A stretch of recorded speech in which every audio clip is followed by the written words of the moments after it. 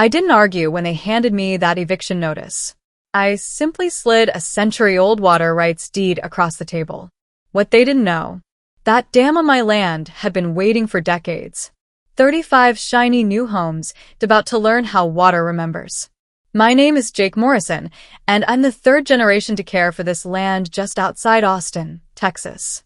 My grandfather, everyone called him Pops, bought it in the 1950s when it was nothing but rolling hills and cattle pastures. Pops wasn't a rich man, but he had vision. In 1978, he worked with the Army Corps of Engineers to build a small dam on our creek. It wasn't fancy, just earth, rock, and good engineering. But it gave our cattle water, helped neighbors through dry seasons, and proved one truth: water is life. I grew up swimming in that reservoir, fishing at dawn, and helping Pops open the spillway during floods. He always said, "This dam isn't just ours. It belongs to the community." That's why when I came back from 2 tours in Afghanistan, I expected to find Pop's land exactly as he left it, untouched, strong, waiting. Instead, I found something else. It started with the crunch of gravel under tires that didn't belong. Construction crews. Concrete trucks. Survey stakes hammered into the ground where cattle once grazed. I froze, staring at orange vests and backhoes like they were invaders on sacred land. And in a way, they were. "Sorry, buddy," the foreman shrugged, not even looking sorry. "This is Willowbrook Estates property now. Permits and all." Behind him rolled a white BMW, and out stepped Maggie Thornwell, the HOA president. Tennis outfit, pearls, fake smile. She greeted me like I was the intruder. "Your family abandoned this land, honey," she cooed. "We're just putting it to good use." But here's the truth. My family never abandoned anything. While I was overseas, Pops passed away. My sister, overwhelmed and living in California, let some property managers handle the taxes. That's when Maggie swooped in, claiming adverse possession, rezoning the land with her husband, a city councilman. They thought no one would fight back.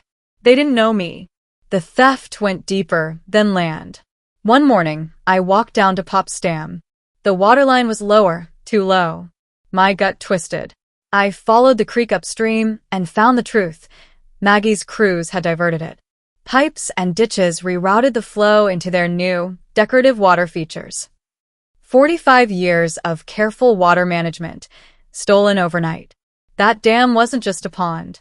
It was life support for neighbors downstream, for farms that had survived droughts because Pops shared his water. And now, every day, the level dropped lower. I still hear Maggie's words echo. "Should have stayed closer to home, soldier boy." They weren't just stealing dirt. They were stealing history, community, survival itself. That's when I decided. This wasn't about property anymore. This was war. My first move was to hire a lawyer. Big mistake. He wanted $85,000 just to challenge zoning changes. Meanwhile, Maggie's husband fast-tracked rezoning through city council. Suddenly, my land wasn't agricultural anymore. It was residential development. Overnight, they erased decades of heritage with one vote. Then came the smear campaign. Maggie went on local news, tears in her eyes, warning that my dam was unsafe and could burst at any moment. She posted on neighborhood apps, calling me a dangerous veteran with unstable behavior. The harassment escalated, fake inspections, citations, even a wellness check, where officials questioned if I was mentally fit. Every move designed to pressure me into selling. They buried me in red tape, hoping I'd give up. But if war taught me anything, it's this. Bureaucracy is just another battlefield. And I knew where to dig. The courthouse archives smelled of dust and mildew, but they also smelled like hope. Flipping through yellowed folders, I found Pop's original dam permits, signed with the Army Corps of Engineers. That meant federal jurisdiction. And federal trumps HOA every single time. But then I found something even better. A deed from 1923. My great-grandfather had purchased senior water rights for the entire creek. Older than the city. Older than the county's water system.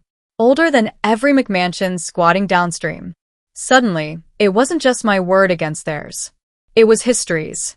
I called an old army buddy, Tony, now with the EPA. He didn't mince words. If they diverted that creek without permits, that's a Clean Water Act violation. Federal crime. That metallic taste of adrenaline hit my tongue. The fight had just shifted. The HOA fought back harder. They set up safety patrols at my driveway, 3 guys in matching polo shirts writing down license plates. They filed noise complaints when I ran my tractor. They called animal control on my healthy cattle. Then the city mailed me a notice. Eminent domain hearing in 2 weeks. They wanted to seize Pop's land for public safety. Maggie smiled in the newspaper, talking about protecting children. But behind the smile, she was desperate. Construction was racing ahead. Every foundation poured made it harder to stop them. Every day, Pop's dam dropped another inch. I documented everything, trail cameras, water flow readings, timestamps. But I knew paperwork alone wouldn't save this land. I needed something bigger. And the dam was waiting. I studied Pop's blueprints late into the night. The dam wasn't just a pond. It had an emergency spillway, and used for 40 years, but still intact. If I opened it, I could restore the creek to its natural path. Legally. Safely. Not a flood of vengeance, just controlled release. Enough to show the truth. I gathered allies. My lawyer Amanda, pro bono for water rights. Tony from the EPA, promising federal oversight. Neighbors like Miguel Santos, whose family farm had withered since the diversion. We warned the fire department, posted notices, tipped off reporters. If Maggie wanted a fight in the spotlight, I was ready to give her one. Dawn. Storm clouds stacked heavy above the horizon. At 7:02 a.m., with federal agents watching, I gripped the lever. The steel groaned, hydraulics hissed, and the gates opened. Not chaos. Not destruction. Just water, flowing where it belonged. The creek sang again, filling dry beds, rushing past stones Pop's once stacked by hand. Neighbors knelt at the bank, tears in their eyes. Maggie screamed, calling me a terrorist, but the cameras caught the truth. No homes flooded, no chaos. Only restoration. The fallout was instant. EPA agents confirmed illegal diversions. The city froze construction. Insurance companies pulled coverage. Without water rights, every one of those 35 homes became worthless. Reporters swarmed as Maggie's mask cracked. Her husband's conflict of interest came to light. Federal fraud investigations opened overnight. The HOA that once strutted in golf carts now scrambled like rats in a sinking ship.